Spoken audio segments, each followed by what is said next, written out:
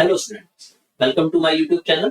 तो आइए स्टार्ट करते हैं हम एक्सरसाइज 10.1 का क्वेश्चन नंबर 12। इसमें उसने हमसे पूछा है find the equation of the circle with radius 5 whose center lies on the x axis and passing through the point। तो हम अगर देखें तो हमें तीन चीजें दी हुई है। एक हमें दिया हुआ है रेडियस 5 यूनिट, और एक ये कहा हुआ है कि हमारा जो सेंटर है वो एक्स एक्सिस पे लाई करता है। कोई भी पॉइंट जब एक्स एक्सिस पे लाई करता है तो उसकी फॉर्म होती है x, 0, यानी हमारा सेंटर होता है h, k, तो k की वैल्यू हो जाएगी 0, यानी हमारा सेंटर हो जाएगा h, 0, क्योंकि वो x एक्सिस के ऊपर लाई करता है। अगर आपको पता हो तो x एक्सिस के ऊपर कोई भी पॉइंट x, 0 की फॉर्म का होता है, उसका y कोऑर्डिनेट 0 होता है। तो हमारा सेंटर हो गया h, k, तो यानी हमारा जो k होगा वो 0 हो जाएगा। And the circle passes through point 2, 3, और हमें एक पॉइंट दिया हुआ जिससे वो पास करके जाता है 2, 3। जब भी कोई सर्कल किसी पॉइंट से पास करता है तो वो उसके x और y की वैल्यू होती है। यानी हमें सर्कल के ऊपर एक पॉइंट दिया हुआ है 2, 3, और इसके सेंटर के कोऑर्डिनेट दिए हुए हमें h, 0, और इसका रेडियस दिया हुआ है हमें 5, और उसने कहा है कि इसकी इक्वेशन ऑफ सर्कल होती है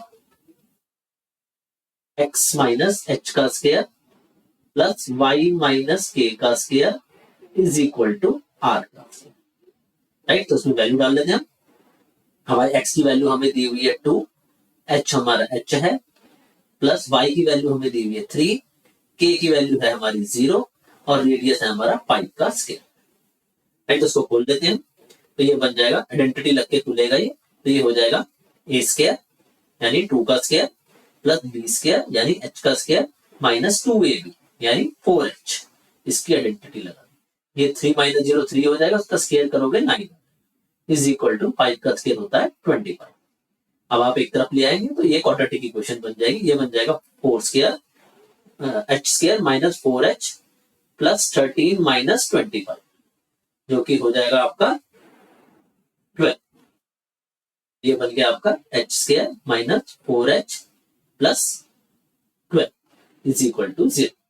अब इसकी हम मिडिल टर्म स्प्लिटिंग कर लेंगे। 12 के ऐसे फैक्टर बनाएंगे कि 4 आ जाए, तो 6 और 2, तो ये बन जाएगा हमारा h square minus 6h plus 2h plus 12 is equal to 0।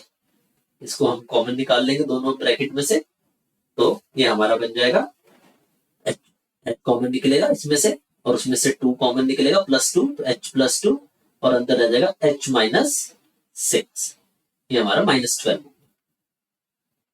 Right, is equal to 0। तो हमें यहाँ से h की दो वैल्यू मिल जाएंगी। एक आ रही है हमारी h की वैल्यू -2, और एक h की वैल्यू आ जाएगी 6 प्लस 6।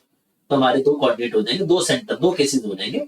एक में सेंटर हो जाएगा हमारा -2, 0, और एक में सेंटर हो जाएगा हमारा 6, 0, और रेडियस हमें दोनों में हमारे को दिया होगा 5 यूनिट।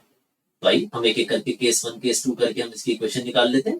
तो जो हमारा फर्स्ट केस होगा उसमें हमारा सेंटर ले लेंगे हम -2, 0, और रेडियस ले लेंगे हम 5 यूनिट।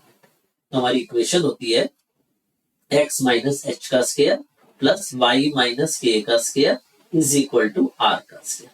यहाँ पे हम डाल देंगे h और k की वैल्यू, तो ये हो जाएगा x माइनस 2 यानी x प्लस 2 हो जाएगा, और y माइनस 0 का स्क्वायर इज इक्वल टू 5 का स्क्वायर।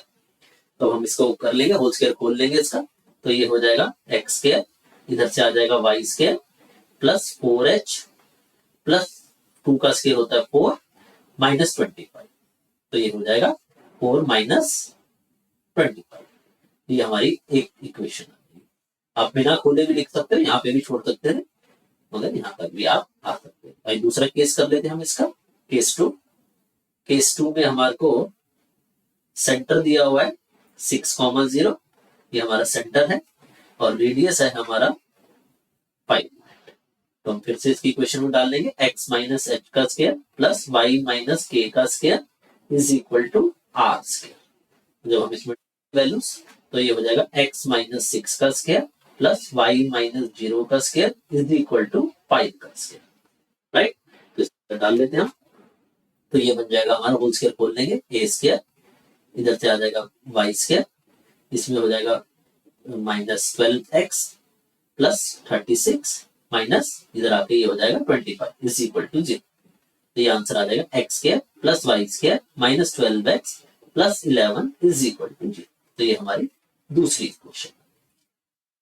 तो इसके दो आंसर आएंगे, एक ये वाला और एक।